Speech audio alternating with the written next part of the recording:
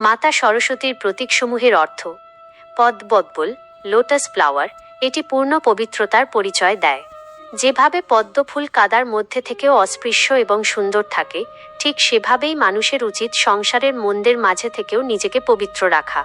হংস বা রাজহাঁস, সোয়ান, হাঁস তার নীড়, ক্ষীর, বিবেক, জল ও দুধ আলাদা করার ক্ষমতা এর জন্য পরিচিত।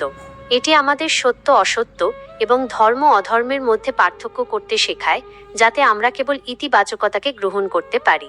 বেদশাস্ত্র, বেদাস, স্ক্রিপচার্স, মায়ের হাতে থাকা শাস্ত্র জ্ঞানের অপার ভাণ্ডারকে নির্দেশ করে। এটি নিরন্তর শেখা এবং বুদ্ধিবৃত্তিক বিকাশের প্রতীক।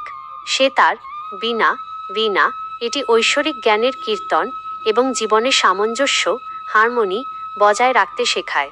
সঙ্গীত মনকে একাগ্র এবং শান্ত করার একটি মাধ্যম।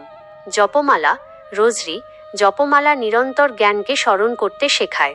এটি ধ্যান ও একাগ্রতার প্রতীক, যা আমাদের আধ্যাত্মিক পথে টিকে থাকতে সাহায্য করে। উপসংহার: এই বিষয়টি আমাদের শেখায় যে সরস্বতী কেবল একজন দেবী নন, বরং তিনি জ্ঞান, শিল্পকলা, পবিত্রতা এবং বিবেকের এক জীবন্ত স্বরূপ।